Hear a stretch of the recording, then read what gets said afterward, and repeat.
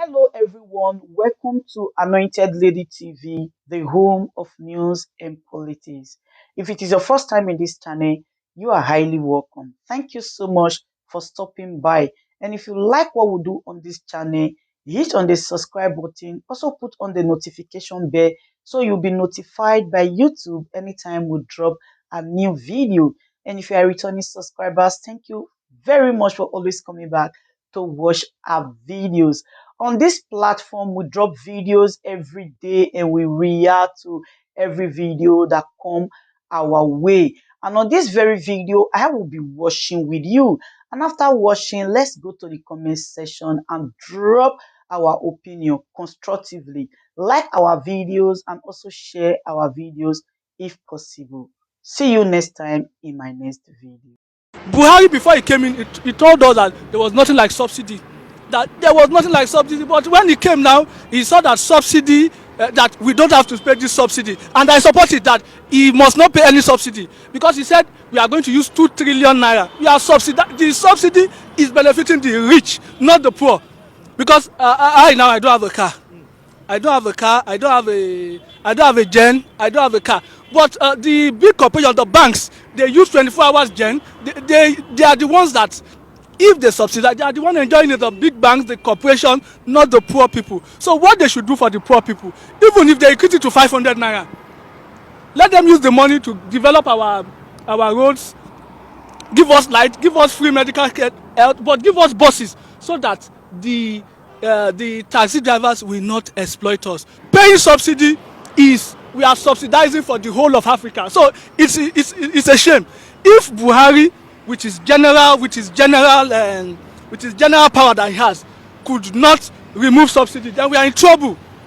So we need an old and inexperienced person that will tell us that if we are to fast today, but we are going to enjoy it tomorrow. So Showore does not know anything about governance. He should better remain in the opposition. Okay, when the government is persecuting, he should talk. When the government is stealing, he should talk. So he should be there as a opposition. Because if he goes there, he's still going to be the same like Buhari.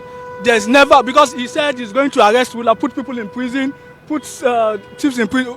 Now let me ask you, who is not a thief? Everybody is a thief. I'm in support that they should remove the subsidy totally, total subsidy removal, and they should even add extra 100 naira.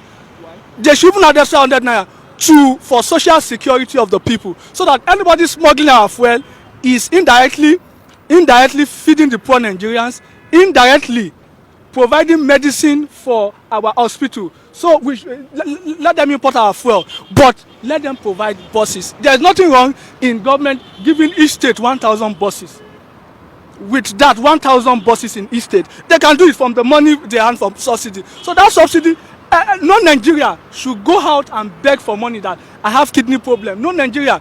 Libya, if you go to the hospital, you are not going to pay 1 naira. So it should be done. It should be done now. So we should not subsidize for the rich. We are the subsidy is helping the rich, is helping all the more than 14 neighboring countries that are enjoying our fuel. If you go to Benin Republic today, Benin Republic sell a liter for 600 naira. But in the filling station, maybe 20 people will buy, but they have roadside. They buy Nigerian fuel for 160. They go to their country, they sell it for 200. They are benefiting it. So that's it. They should increase the subsidy, but use that money to transform our nation. We need a road. We need a good road if I'm going to my village in Ogun State, I should be able to drive. I should be able to drive in a wide double-lane expressway with street light from Abuja to my state. No pothole. They should use this thing to develop our economy. They said if they remove the subsidy, they will sell it for 340. So I'm saying the 340, they should add extra 100 naira for social security. That's 440. So anybody and all these 17 African countries smuggling our fuel, they should also contribute to our economy, so that Nigeria will be the best place to live, will be better than Libya under Gaddafi, and we can achieve it. The poor Nigerians will be ready to pay 1,000 naira for fuel. If the government can provide us buses, can provide us lights, can provide us good roads, can provide us health, they will pay. They will pay, because we know how much people are spending for fuel just to run just to have light in their house. But if government now, with the money they do IPP, independent power projects, that will serve communities, Nigerians will pay more than that.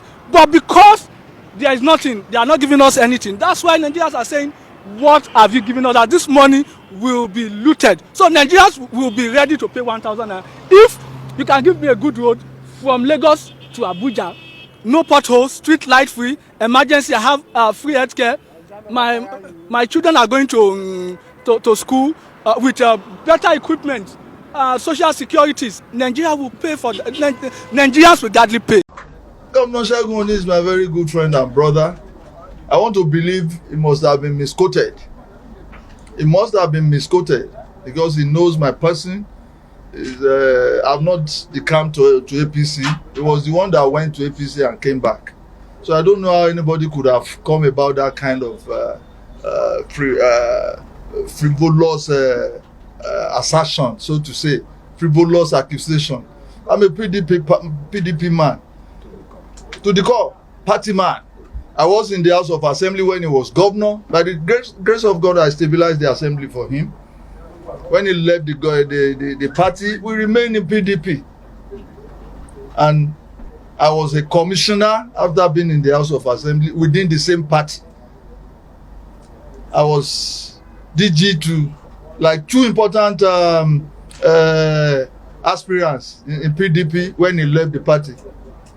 And I was the chairman of the party up to September last year, a member of the BOT.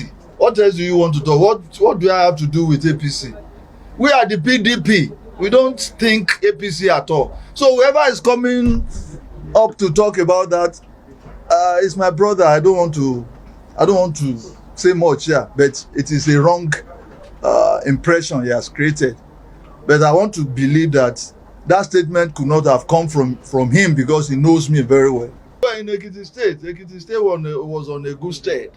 We were progressing very well before the interruption or interlude by APC government. We have not had peace since they came.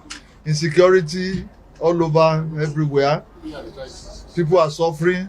Economically, we are disadvantaged now because we don't know how they are managing it in Ekiti State. But we should appreciate God for this opportunity. We are going back to the right track again. We are going to progress again. By the great grace of God, when Governor Fàyèmí packs his loads from Ekiti Government House, it's going to be Bisi Kolawole, the PDP governor. And we shall ensure that we put smiles on the faces of the people again. The civil servants will have their entitlements.